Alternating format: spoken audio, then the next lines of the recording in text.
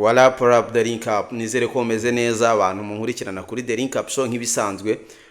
Yari iminsi myinshi mbanje kubiseguraho igihe nari maze, I know ko nabatengushye vraiment, ariko nyine nagarutse. So nagarutse uyu munsi ushobora kwibaza ngo nje mu buhe buryo mbaza ni iki. So utega amatwi gusa ukurikirana The Link Up, kurikire kuri The Link Up, ukore subscribe niba ari ubwa mbere hageze. Uyu munsi hari inkuru cyangwa se ibintu biri gucicikana kuri imihanda. Nureba neza cyane uraza gusanga umuntu bita Godfather yabaye inkuru y'ikimena mutwe mu bantu, ari gushinjwa ibintu byinshi, arimo bese izina rye risa naho ubu ngubu ari ni rimwe mu mazina ari kuvugwa cyane kuri imihanda kwa. Ariko ndababwira ibi bintu mu buryo bubiri, kuko nawe ni uburyo bubiri arimo ravugwamo, ari gushinjwa ibintu bibiri. Bari kumushinja kuba ngo yarangije industry nyarwanda, icyo ni icya mbere. Icya kabiri bari kumushinja ngo kuba ngo ari gufungisha abahanzi nyarwanda. That's crazy. Ngo ari gufungisha abahanzi nyarwanda, ngo arimo gufungisha abahanzi nyarwanda, ngo arimo kubagambanira, ibintu nk'ibyo nyine. Ndabizi ko muri kugenda muhura nabyo henshi cyane, ahantu henshi cyane. Ariko nujya kureba neza urasanga abantu benshi buri ikibazo industry nyarwanda yagize nuko yuzuyemo inyiga guhuma. Most of them yuzuyemo inyiga guhuma, kuko umuntu uzi umuziki nyarwanda uwufiteho inkuru, uwufiteho amateka, ntabwo ashobora kuza ngo akubwire ngo Godfather ari kwangiza umuziki nyarwanda. Ntabwo ibyo bintu bishoboka. Umuntu ufite amateka ku muziki nyarwanda, I'm telling you, ntabwo ashobora kuza ngo akubwire ngo Godfather ari kwangiza umuziki nyarwanda, ngo yangije umuziki nyarwanda. Kuri iyo ngingo yo kwangiza umuziki nyarwanda, ndababwira ikintu gihari cyangije umuziki nyarwanda, kandi mubireba kugeza none aho ugezaho iri kurindimuka, cyangwa se industry nyarwanda ikabigeza iri kurindimuka, yamaze kwivanga, akaba ari bwo mutangiye gushaka abantu mubishyiraho. Industry nyarwanda first of all yatangiye kwangirika ku nkubiri ya Guma Guma. Ku nkubiri ya Guma Guma nibwo industry nyarwanda yatangiye kwangirika. Abantu murabizi nibwo abantu batangiye kwishura, abantu bamwe na bamwe bitewe n'impamvu. Murabizi nyine amakata yari yuzuye muri Guma Guma. Ibyo ni ibintu muzi, ni ibintu nusubira inyuma nyine ugasubira inyuma. Ikibazo nyine abajama bubu n'abanebwe ntibaba bashaka kwidokimanta, araza ugasa. Niyo mpamvu usanga bamaze no kuvanga ibintu, urasanga industry nyarwanda nta muntu urasanga. Iki kintu reka mbanze nanakivugeho mbere yuko nkomeza. Nureba neza uzasanga industry nyarwanda yarivanze. Ntumenya ngo umuntu ni umunyamakuru, ntumenya ngo ni umupaparazi, ntumenya ngo ni umuvloga, ntumenya nawe ubwe ntabazi ngo akora iki, ntabwo azi ngo akora iki. Umuntu ari kwitwa ngo ari muri industry nyarwanda, ari muri entertainment, ukongera ukajya kumusanga mu nkuru za politiki, ukamusanga ari kwanariza ubukungu, ugasanga my god, ugasanga umuntu ubwo umuhanze kantu gatoya kaza, ubwo ugasanga ngo yasubiye kongera kwanariza music. Kuko kubera iki? Ibyo byose nta na kimwe afiteho ubumenyi. Ubukungu nta bumenyi afiteho, ntazi ngo ubukungu bw'isi buhagaze gute, kuko ubukungu bw'isi ubu ngubu isi yabaye umudugudu. Ni ukuvuga ngo ikibazo kiri kuba muri Iran bikafekta isi yose. Isi yabaye umudugudu, nta makuru afite ku bukungu bw'isi ngo aragira icyo abuvugaho. Nta makuru afite kuri politike y'isi ngo aragira icyo abivugaho. Yemwe na politike y'u Rwanda nta makuru ayafiteho ahagije. N'ubukungu bw'u Rwanda ubwabwo nta makuru afiteho ahagije. Ntazi ngo Beneri kurite, ntazi ngo ibyo byose nta kintu afiteho, ntabwo bidokimanta, nta makuru afite.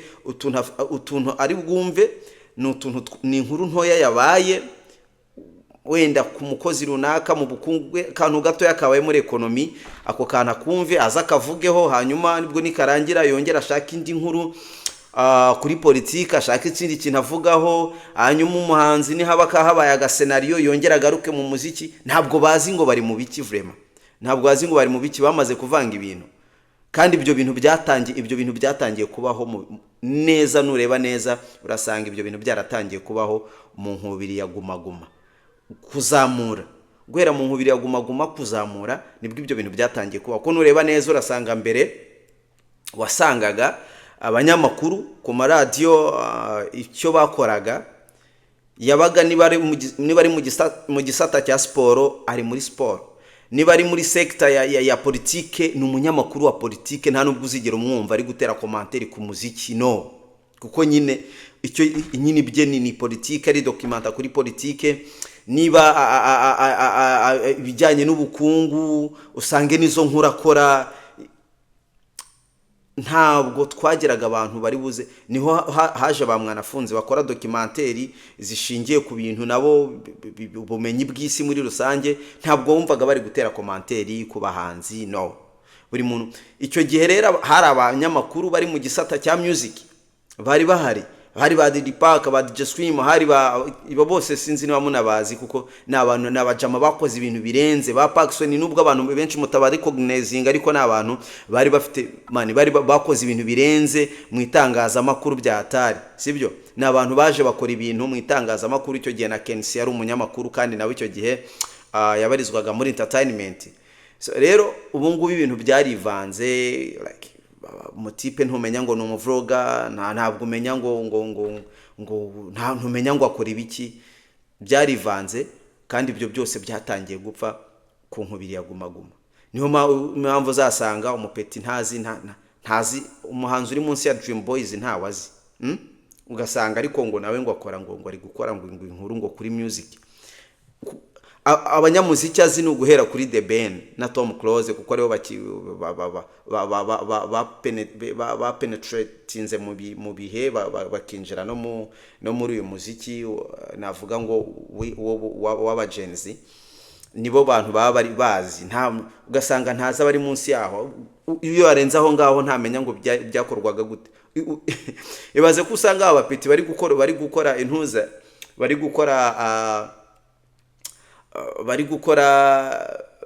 ngo itangazamakuru, reka mpfe kubyita uko babyita, ngo itangazamakuru ngo ry'umuziki, ngo muri entertainment, ngo muri industry nyarwanda. Ugasanga wallahi ashobora kuba atazi na Mahoni Boni, ashobora kuba atazi n'indirimbo Mahoni Boni ebyiri yaririmbye, ugasanga ntazi.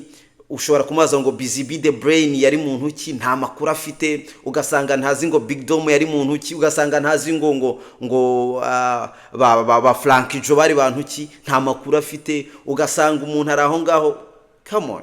Ariko nyine nawe ari kwanaliza ngo muziki nyarwanda, no, iyo utaza amateka ku kintu, nicyo kibazo abatipe bafite. Baraje bahita bafatira ibintu aho biri, bahita bakomereza aho ngaho, barazamuka. Nta makuru bafite y'umuziki. Niyo mpamvu ari kujya gufata ko ibintu ngo byapfuye akabishinja Godfather. Ariko abantu twebwe twagiye dukurikirana umuziki, tuzi ukuntu byatangiye, twawukurikiranye turi abapeti, tuzi uko ibintu bimeze, tuzi inkuru zabyo, tuzi naho byatangiye gupfira.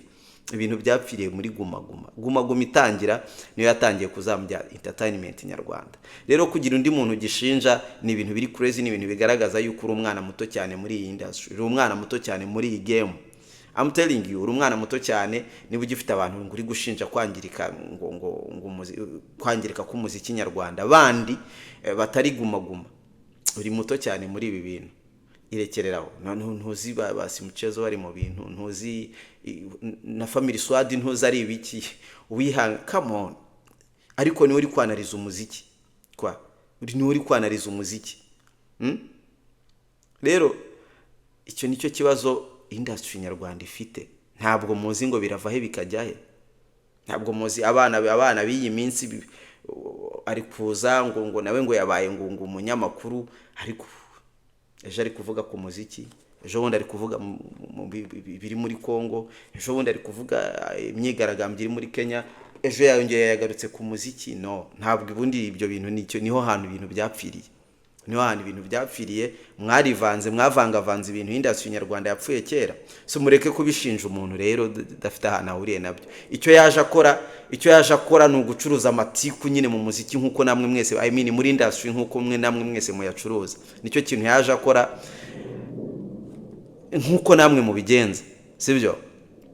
Ikindi kintu murimo kumushinja ndi kumva ni ukumushinja ngo kuba ari gufungisha, ngo agafungisha ngo akagambanira abahanzi nyarwanda. Icyo kintu cyo kirimo ubugoryi bwinshi, kirimo ubugoryi rimwe na rimwe nanabyita ko harimo abusement y'inzego z'igihugu runaka, kuko niba uje ukavuga ko umuntu runaka ufunzwe yafungishijwe na kanaka, muri make uwo muntu mukuyeho icyaha, nta cyaha yakoze, ntiyari akwiriye gufungwa, ahubwo ugaragaje ko hari undi muntu uri gukontorora inzego zamufunze watumye uwo muntu afungwa.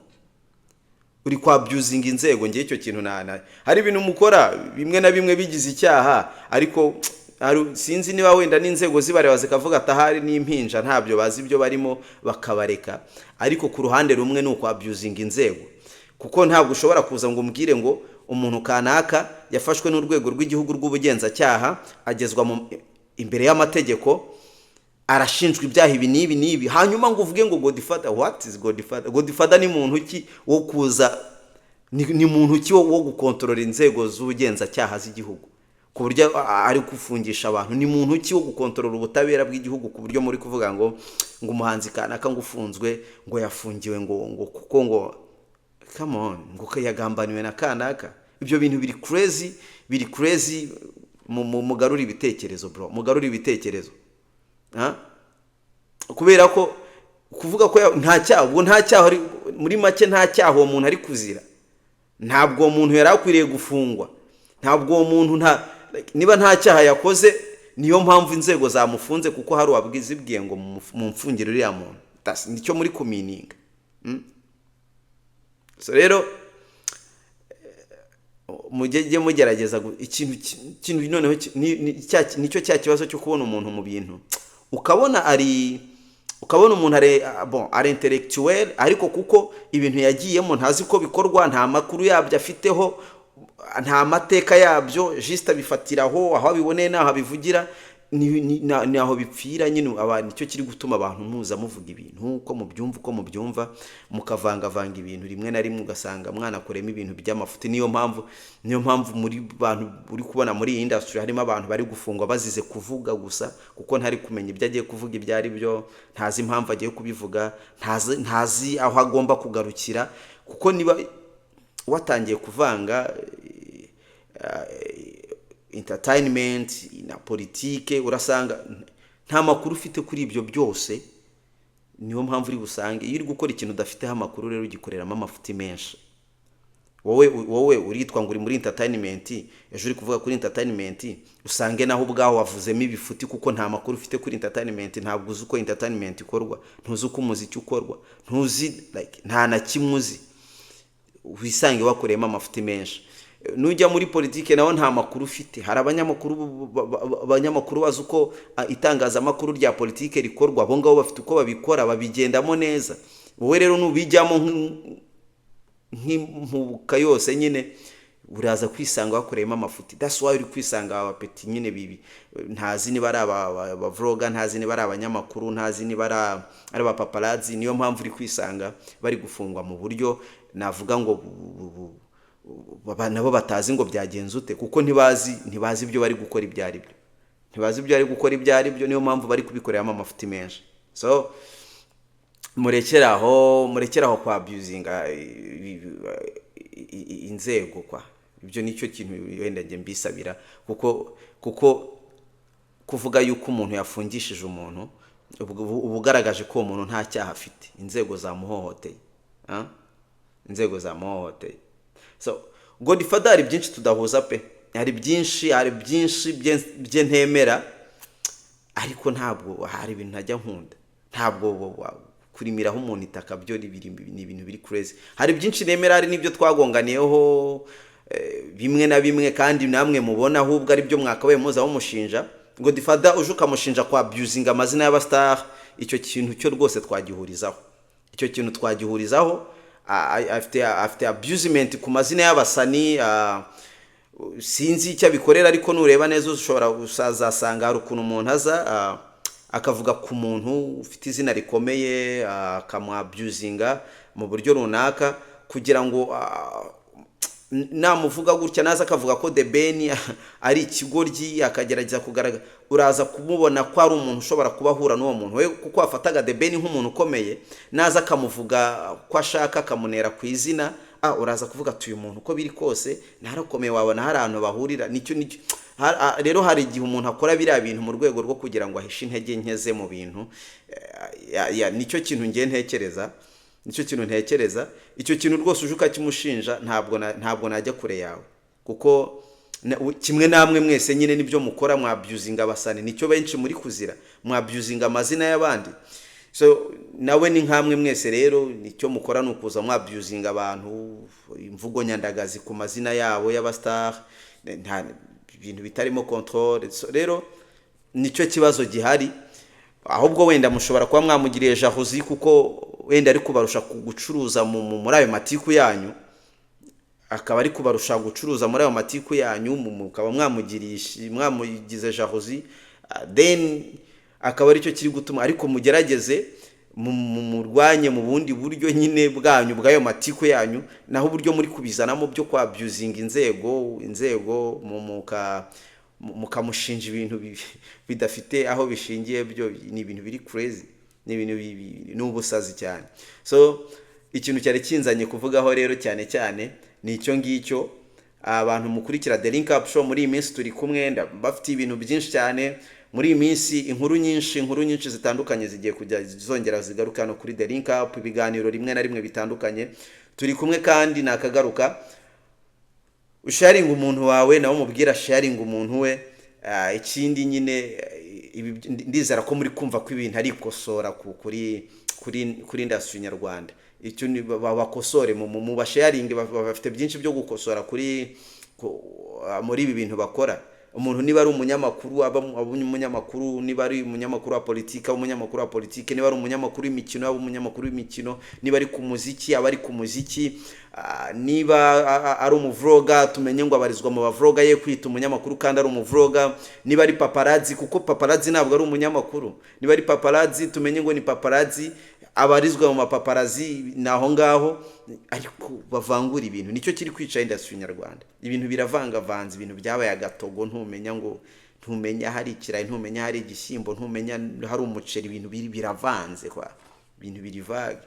So rero ndabakunda cyane, niba ukurikira The Link Up Show ukomeze kugubwa neza, kandi ewan ni ku mutima. Ubu ngubu nagarutse, ndagira ngo mbabwire ko nagarutse. Niba ukunda The Link Up Show, niba ukunda ibyo nkora, niba warigeze kubikunda, I'm telling you nagarutse. Hari igihe umuntu ahora n'utuntu tw'uduchallenge turaho bibaho rimwe na rimwe, ariko ubu ngubu ndagira mbabwire ko turi kumwe, kandi mbabwira ko I'm telling you ndahari for you, ndahari ku bwanyu. So rero twikomereze kuri aka gacano kacu, dukomeze dukore subscribe, nizere ko turi kumwe kandi dukomeza kugendana 5 kuri 5.